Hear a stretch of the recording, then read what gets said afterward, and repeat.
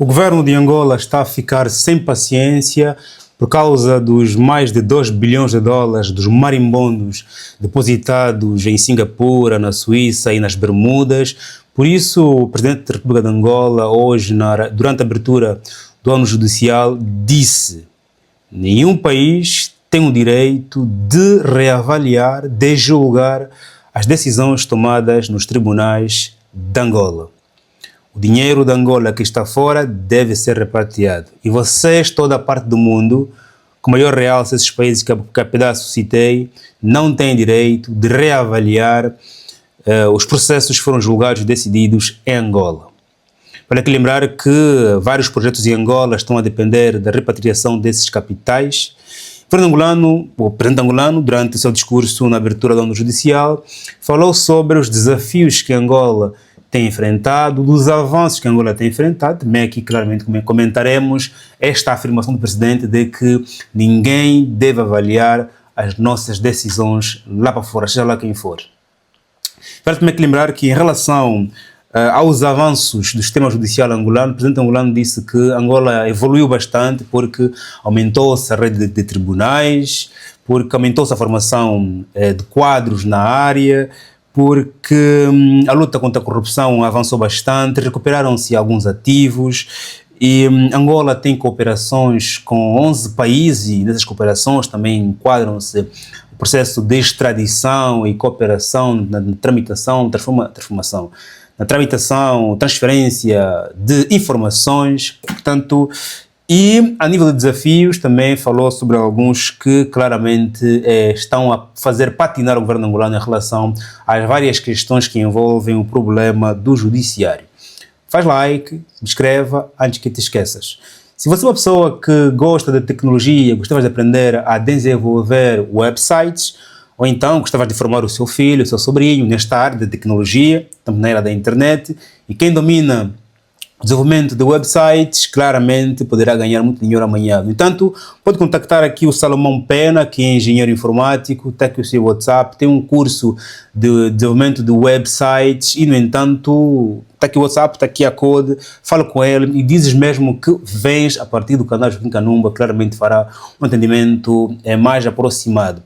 Não esqueças que estamos na era da internet e apostar nas IT poderá ser claramente o divisório de água entre aqueles que esperam e aqueles que fazem e vão colhendo resultados. Ponto.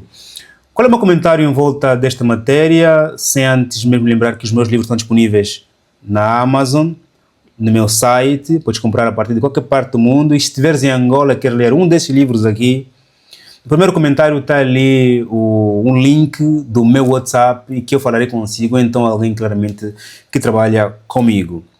Família, em termos de desafio, o governo angolano disse que estamos a patinar em vários setores, como por exemplo, Angola ainda se encontra na lista cinzenta do GAF. Queremos sair desta classificação, de que nós ainda temos alguns arranhões em relação a branqueamento de capitais, a financiamento ao terrorismo. Estamos a tentar lutar a sair desta classificação. Temos ainda muita morosidade nos processos, vários. Temos aqui a questão claramente mais alta do tema, que tem a ver com a dependência do estrangeiro para que os capitais dos marimbondos, que nesse momento estão em vários países, incluindo paraísos fiscais, poderem ser repatriados. Por exemplo, o COPER disse que ninguém, mas ninguém mesmo, tem o direito de reavaliar as decisões que o governo angolano toma. E ainda dentro de todo este embrulhado, tem aqui a informação de que Angola pediu ao Chipre para bloquear 80 milhões de libras. Epá, quem é que tem 80 milhões de libras? Quem é que tem 2 mil milhões de dólares? Família, quem decide mandar o seu dinheiro para os paraísos fiscais é uma pessoa que tem muito dinheiro, uma pessoa que tem muito dinheiro, ok? E claramente estes senhores aprenderam bastante, contrataram melhores auditores para que eles possam melhor orientar onde colocar o dinheiro. Razão pela qual está difícil para Angola recuperar estes milhões. E Angola vai recuperar estes milhões, sim ou não? E qual é claramente o nosso comentário? Para que lembrarmos que, apesar de eu não ser jurista, acredito que o senso comum que a gente pode obter por meio da leitura da Carta Magna das Nações Unidas, que se baseia no respeito à soberania, poderá dar aqui asos, poderá dar aqui proteção, poderá dar aqui razão à frase do presidente João Lourenço a dizer que ninguém tem o direito de reavaliar as decisões de Angola, porque o próprio direito internacional se baseia no respeito à soberania dos países. Se o meu país decidiu assim, que aqui é um crime voltado à questão da corrupção, e Angola rubricou nas Nações Unidas e vários outros parceiros para os tratados voltados à luta contra a corrupção e capitais, se eu dizer que o problema é de corrupção e você também rubricou esse processo, não, por que razão tens que avaliar? Eu penso que o próprio direito internacional aqui claramente dá asos, abraça, apoia, bate palmas e apoia, nesse caso, a declaração do presidente angolano a dizer que ninguém devia avaliar as nossas decisões, porque são processos em volta de casos de corrupção. Ponto.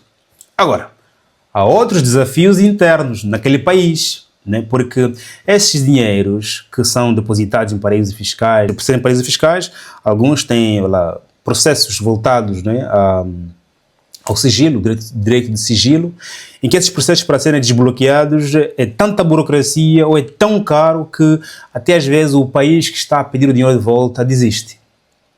Os paraísos fiscais têm processos burocráticos para desbloquear alguns processos que são tão caros, são tão cansativos, que você até às vezes prefere desistir. Ponto. E isso não quer dizer que paraísos fiscais são cegos ao dinheiro lavado, a money laundering. Não. Quer dizer que têm assim abertura, podem levantar, podem bloquear, eles também respeitam os processos. Ponto. Devo dizer que existem alguns desafios, alguns limites que nossos países enfrentam quando querem repatriar o dinheiro. Por quê? Primeiro porque esse dinheiro não está lá sentado à espera, não está lá num cofre. Esse dinheiro está na economia. E retirar 80, por exemplo, milhões de libras, retirar 2 mil milhões de dólares ou de euros de uma economia, vais criar um grande problema. Vais criar uma corrida aos bancos. Vai haver falência e esse dinheiro também não está disponível. Esse dinheiro está na economia. Os bancos, os países não têm esse dinheiro disponível. O dinheiro está na economia. Okay? Podemos ir te dando ou podemos não te dar em função do interesse nacional. Os países respeitam a soberania, só que eles têm interesses próprios. Eu não vou dar cabo da minha economia e durante 20, 30 anos, 40 anos, depende do teu dinheiro, inclusive, e agora vou-te dar em 5 anos. Por exemplo, se calhar é um dinheiro também que está em maturidade de 10 anos. Ou então de 30 anos, 40 anos. Pronto. Tem a questão do interesse nacional. Tem a questão da garantia da defesa dos próprios clientes. Esses senhores, quando colocam dinheiro no paraíso fiscal, eles estudam bastante. Eles pagam juristas. Eles pagam bancários. Pagam banqueiros. Pagam banqueiros, juristas. Eles pagam agências caras para poderem lhes dar melhores indicações, para poderem proteger aquele dinheiro, porque o dinheiro, quando não é teu, a preocupação de poder guardar é maior. Esse dinheiro aqui é meu, por exemplo, eu tenho aqui agora essa moeda, 2 euros. Eu deixo aqui, porque o dinheiro é meu.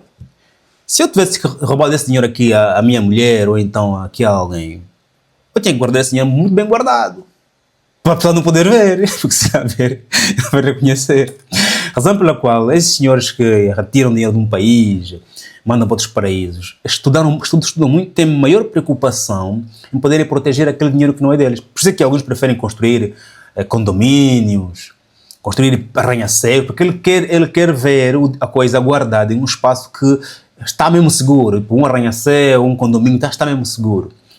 Por isso é que é difícil desbloquear esse dinheiro. Infelizmente o tempo do presidente angolano está no limite, falta 1 ano e alguns meses. O próximo governo, não sei se vai ser MPLA, se vai ser a UNITA, se vai ser o Partido Liberal, se vai ser o Bloco de Esquerda, quem vai ser.